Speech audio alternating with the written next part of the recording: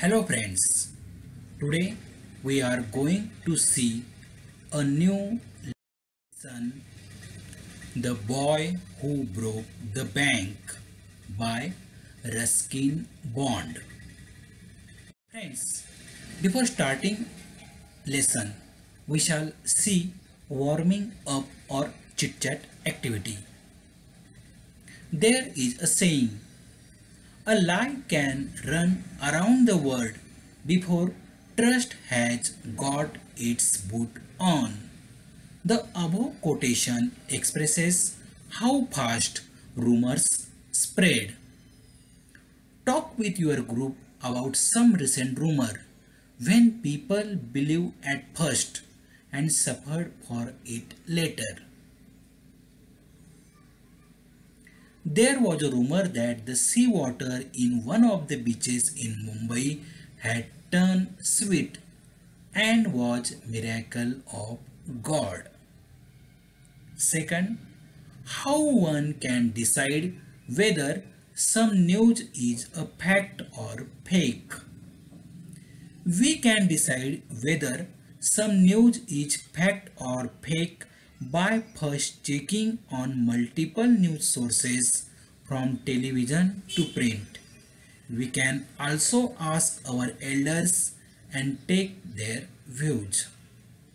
Third, who do you think are responsible for spreading false news?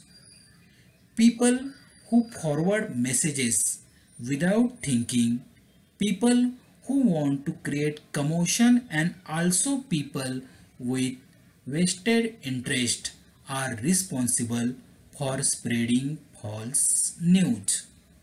Next, do you believe in all the news that you come across? No, I do not believe in all news that I come across. Give one example of a rumor which seemed to be fact in the beginning, later it was proved false. The rumor that the seawater on one of the beaches in Mumbai had turned sweet seemed true because many people initially said they had tasted the water themselves and thousands of people turned out at the beach. Next activity, read the following statements. Describe whether it is a fact or a rumor. Justify your decision. Cows give birth to a calf. Fact. Since young ones of cows are known as calves. In 2025, the sun will swallow the earth. It's a rumor. There is no evidence of this even from NASA. You receive a message that you have won rupees 5 crores in a lottery. It's a rumor. People cheat you this way and take your bank account details. Bees beat their wings 270 times in a second. It is a fact. Bees can flap their wings very fast at up to 270 times per second. Many ships and aeroplanes have disappeared in Bermuda Triangle. Rumor, no evidence has been found yet. Driverless cars are no more a dream. Yeah, it's a fact. Many technology companies are already testing driverless cars in developed countries. Sophia is world's first robo citizen. It's a fact. Sophia became world's first robo citizen in 2007. Ghosts dwell in banyan trees. It's a rumor. No evidence of this has been found yet. Do not step out on a new moon day. It's a rumor. No evidence of any problems occurring has been found. And last one, aliens will conquer the earth. It's a rumor. No evidence of aliens have been found yet. Okay friends, now you know the difference between rumor and fact. Friends, now we are going to see our lesson. Friends, this is a very interesting story in which we get an example of how rumors start and spread. The Boy Who Broke the Bank is a very interesting story written by Ruskin Bond. The story relates to the murmuring of a sweeper boy, Nathu, about irregular payment of his salary. It takes the shape of a rumor and results into the collapse of a bank. In the end of the story, Nathu, who is responsible for the whole episode, wonders innocently about the incident.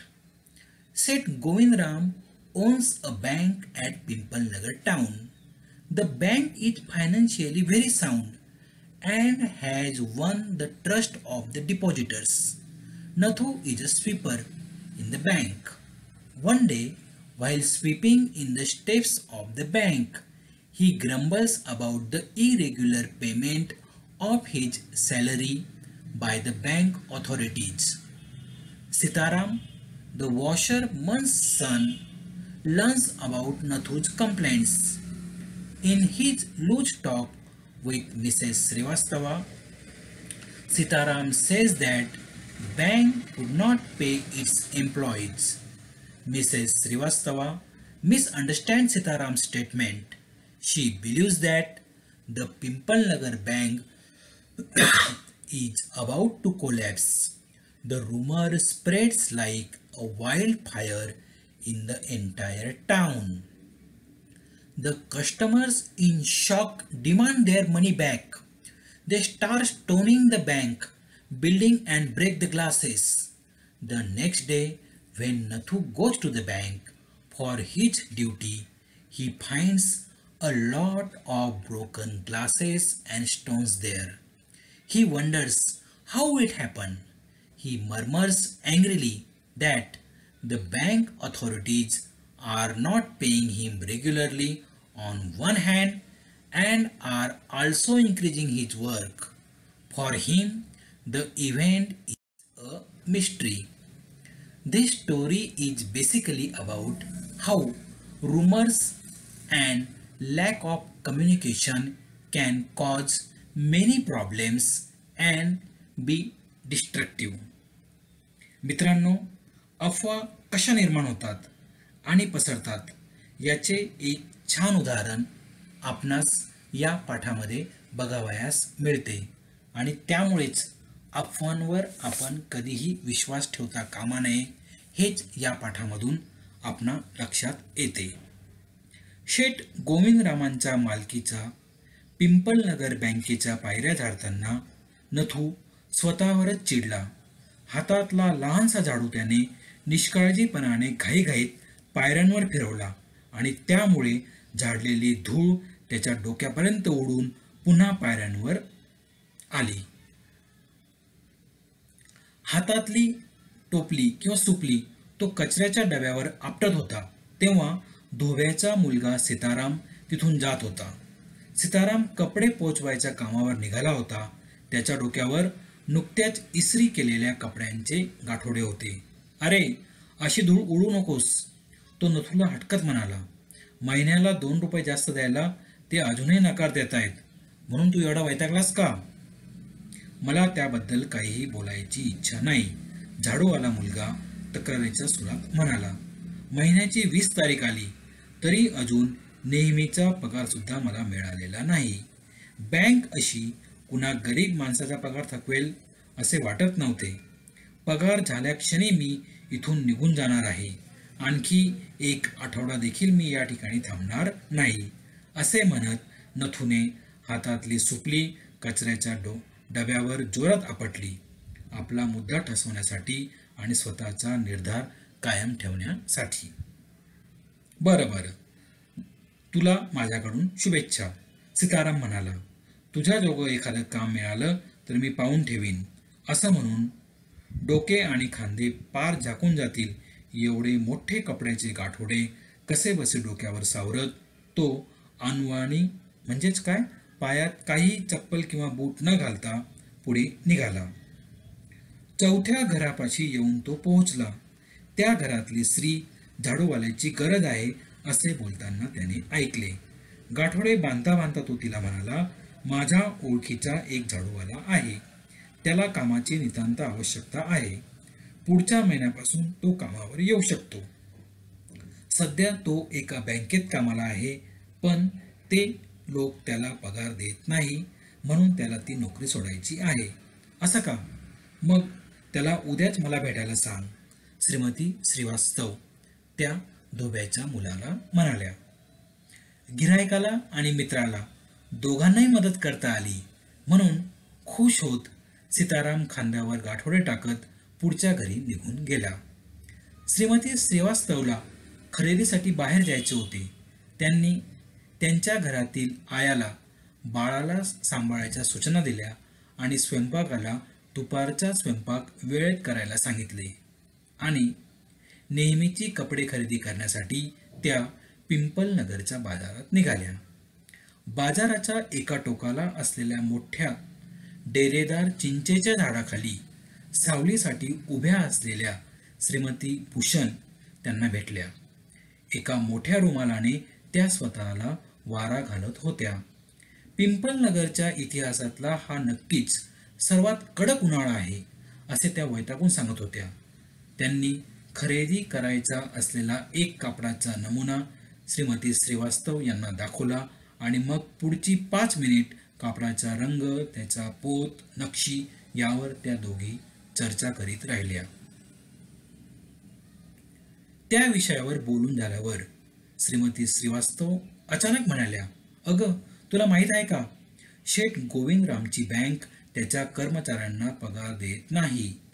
आजच त्यांच्या झाडूवाला तक्रार करीत होता की महिना उलटून गेला तरी त्याला अजून पगार मिळालेला नाही. अरे बापरे, झाडूवाल्याचा पगार देऊ शकत नाही याचा अर्थ परिस्थिती फार बिकट आहे. बाकीच्यांनाही पगार मिळत नसेल. श्रीमती भूषण या उत्तरल्या. चिंचेच्या झाडापाशी श्रीमती श्रीवास्तवचा निरोप घेऊन त्या आपल्या पतीला शोधायला निघाल्या. ते कमल किशोर फोटोग्राफीच्या दुकानासमोर मालकाशी गप्पा मारीत बसले होते. तुम्ही इथे बसला आहात तर, श्रीमती भूषण उद्गारल्या. अहो 1 तास झाला मी तुम्हाला सगळीकडे शोधते. कुठे गायब झाला होता? कुठेही नाही, मिस्टर भूषण म्हणाले. तू एकाच दुकानात स्थिर असशील तर मी तुला शोधू शकतो, पण तू फुलांच्या बागेतल्या मधमाशीसारखी एका दुकानातून दुसऱ्या दुकानात फिरत असतेस. उगीच कुरकुर करू नका. आधीच उकाड्याने हैराण केलंय. पिंपलनगरमध्ये काय चाललंय तुम्हाला ठाऊक आहे का? बँकेवर दिवाळखोरीची वेळ आली आहे म्हणे. काय म्हणालात? कमल किशोर ताडकन उठून म्हणाले. कोणती बँक? अर्थात पिंपलनगर बँक. मी असं ऐकलंय की कर्मचाऱ्यांना पगार देणं त्यांनी बंद केलं. किशोर भाऊ, तुमचं खातं आहे की काय तिथे? माझं नाही, पण माझ्या शेजाऱ्याचं आहे, ते उद्गारले आणि मधल्या भिंतीपलीकडच्या न्हाव्याच्या दुकान मालकाला त्यांनी हाक मारली. दीपचंद, ताजी बातमी, पिंपलनगर बँक बंद होणार आहे. लवकरात लवकर तुझे पैसे तिथून काढून घे. दीपचंद एका वयस्कर गृहस्थाचे यावेळी केस कापत होता. ही बातमी ऐकून तो इतका सटपटला की हात हल्ल्यामुळे त्याचा गिऱ्हाईकाचा उजवा कानच कापला गेला. तो गृहस्थ वेदनेने आणि धक्क्याने जोरजोराने ओरडत होता. आधी कापल्याची वेदना आणि मग त्या भयंकर बातमीचा धक्का. मानेचा एका बाजूचे केस कापून घ्यायचे तसेच सोडून ते रस्त्याच्या लगबगीने रस्त्याच्या पलीकडे असलेल्या किराणा दुकानात फोन करायला गेले. त्यांनी शेठ गोविंदराम यांचा नंबर फिरवला, पण शेठ घरी नव्हते. मग कुठे गेले? ते काश्मीरला फिरायला गेले होते. अरेच्चा, असं आहे तर. त्या वयस्कर गृहस्थाचा विश्वास बसेना. ते घाईने न्हाव्याच्या दुकानात परतले आणि दीपचंदला म्हणाले, पक्षी उडून गेला. शेठ गोविंदराव गाव सोडून पळून गेला. म्हणजे नक्कीच दिवाळखोरी. आणि ते ताबडतोब ऑफिसच्या दिशेने चेकबुकची व्यवस्था करायला तडक बाहेर पडले. ही बातमी वाऱ्यासारखी बाजारात पसरली. किरकोळ व्यापाऱ्यांच्या दुकानापासून गिरायकांपर्यंत ही बातमी पोहोचली आणि त्यांच्याकडून इतर सगळीकडे, पानवाल्याकडे, शिंप्याकडे, छोट्या विक्रेत्याकडे, सोनाराकडे आणि अगदी रस्त्यावर असलेल्या भिकाऱ्यापर्यंत ही बँक बुडाली अशी बातमी पोहोचली. म्हातारा गणपत भिकारी एका पायाने लंगडा होता. कित्येक वर्षापासून पाय मोडपून तो फुटपाथवर भीक मागत बसलेला असायचा. संध्याकाळी कुणीतरी हातगाडीवरून त्याला घेऊन जायचे. कोणीही त्याला कधी चालताना पाहिले नव्हते. पण आता बँक बुडीत झाली आहे हे ऐकताच गणपत उडी मारून आपल्या पायावर उभा राहिला आणि बँकेच्या दिशेने चक्क जोराने धावू लागला. हे पाहून सर्वच लोक अतिशय आश्चर्यचकित झाले. नंतर त्यांना समजले की त्याने हजारेक रुपये बँकेत जमा करून ठेवले आहेत. लोक घोळक्या घोळक्याने रस्त्यावर उभे राहून या परिस्थितीबद्दल चर्चा करू लागले. आजवर पिंपलनगरमध्ये क्वचितच कुठले संकट आले होते. इथे कधीही पूर, भूकंप किंवा दुष्काळाची परिस्थितीही ओढवली नव्हती. मात्र आता पिंपलनगर बँक बुडणार या बातमीने अनंत प्रकारच्या चर्चांना या ठिकाणी आता तोंड फोडले होते. लोक वाटेल ते अंदाज बांधत होते आणि सैरभैर झाल्यासारखे वागत होते. काही जण आपण कसे वेळेत पैसे काढून घेतले असे म्हणून आपल्या दूरदृष्टीबद्दल स्वतःचीच पाठ थुपटून घेत होते, तर काही जण बँकेत पैसेच ठेवले नसल्यामुळे खुश होते. अनेक लोक या दिवाळखोरी मागची कारणे काय असतील याचे तर्कवितर्क करीत होते आणि शेठ गोविंदरामच्या उधळपट्टीमुळेच ही बँक बुडीत निघाली असे म्हणत होते. एक जण म्हणाला की शेठ राज्य सोडून पळून गेले, तर दुसऱ्याच्या मते ते देश सोडून पसार झाले होते. तिसऱ्याच्या म्हणण्यानुसार ते पिंपलनगरमध्येच लपून बसले होते आणि चौथ्या एकाने तर म्हटले की झाडूवाल्या मुलाने सकाळी त्यांना चिंचेच्या झाडाला फास लावून घेतलेले पाहिले होते. दुपारपर्यंत त्या एवढ्याशा बँकेला, त्यातल्या रोख रकमेला, असंख्य गोष्टींना तोंड द्यावे लागले. गांजलेला बँकेचा व्यवस्थापक द्विधा मनस्थितीत होता. आपत्कालीन रक्कम कशी उभारायची, तर दुसरी बँक 30 मैल लांब होती आणि तोपर्यंत या गर्दीला थोपून धरता येईल याची त्याला खात्री वाटत नव्हती. आणि शेठ गोविंदरामना काश्मीरमधल्या हाऊसबोटीवर कोणत्याही प्रकारे संपर्क करणे शक्य नव्हते. लोकांना दुसऱ्या दिवशी यायला सांगून काउंटरवरून परत पाठवले जाऊ लागले. ही गोष्ट काही त्यांच्या पचनी पडली नाही.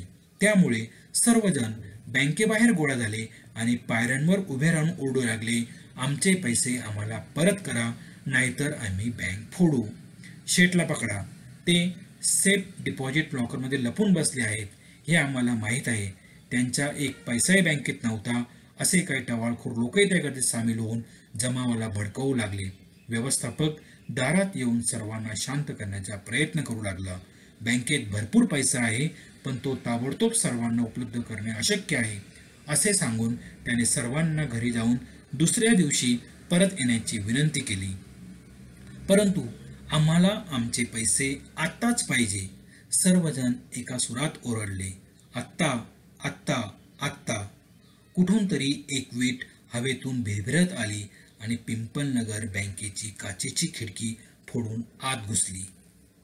दुसऱ्या दिवशी सकाळी नथू बँकेच्या पायऱ्या झाडायला आला. त्याने तो कचरा, फुटलेल्या काचांचे तुकडे आणि पायऱ्यांवर पडलेल्या दगडांचा खच पाहिला. वैतागाने आणि संतापाने हातवारे करीत तो ओरडला, अरे कोण गुंडो लोक आहेत हे? गाढव कुठले? उशिरा पगार मिळत होता हे काय कमी होतं की काय? आता माझं कामही त्याने वाढवून ठेवलं. चिडून जाऊन त्याने झाडू पायऱ्यांवर जोराने आपटला आणि त्यामुळे कचरा इतस्ततः पुन्हा विखुरला. सुप्रभात नथू, सायकलीवरून उतरत धोव्याचा मुलगा म्हणाला. पुढल्या महिन्याच्या 1 तारखेपासून नवीन नोकरी करायला तयार आहेस का? आता बँक बुडाली आहे म्हटल्यावर तुला करावीच लागेल. असं कसं झालं? नथू म्हणाला. म्हणजे तू ऐकलं नाहीस? मग थांब इथे थोडा वेळ. पिंपल नगरची निम्मे जनता पैसे काढून न्यायला येईल एवढ्यात, असे म्हणून आपले खाते या बँकेत नाही या आनंदात हात हलवीत तो सायकलवर बसून निघून गेला.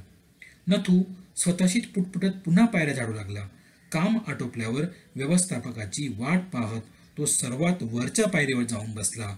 आज पगार घ्यायचाच असा त्याने जणू निर्धार केला होता. बँक बुडणार असं कुणाला तरी वाटलं होतं का? तो स्वतःशी म्हणाला आणि दूरवर पाहत विचार करू लागला, हे कसं काय झालं असेल बरं? तर मित्रांनो, अशा प्रकारे the boy who broke the bank ही एक अतिशय सुंदर आणि लहानशी गोष्ट आहे. बँक बुडवणारा मुलगा. धन्यवाद.